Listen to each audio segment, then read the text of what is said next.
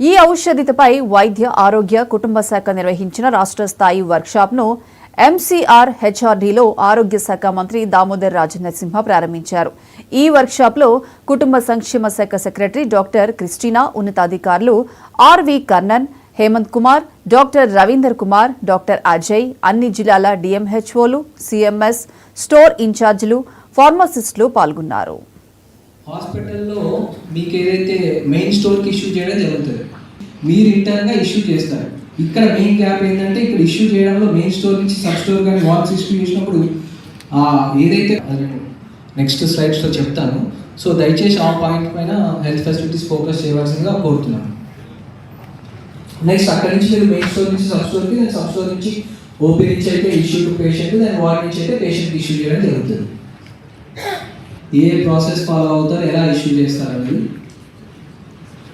So మెయిన్గా 4 components ఉంటాయి central మెడిసిన్స్లో. One, stock is received from the supplier.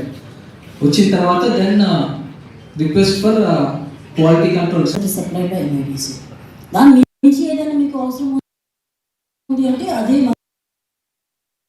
మనకు టీవీపీకి లేకపోతే డేవీ ద్వారా మనకు ఇండెక్స్ రావాలి. So will be monitoring this regularly and it has to be streamlined. So all of you are here for that purpose. And I trust that this happens.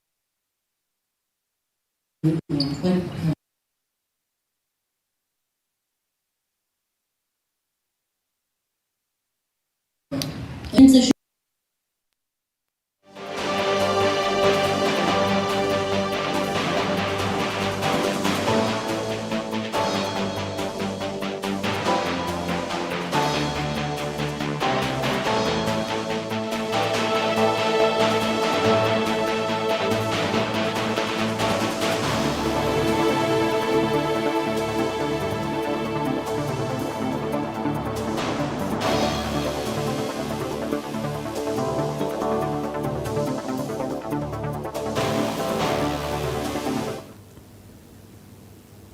Metro rail విస్తరణకు RRR నిర్మాణాన్ని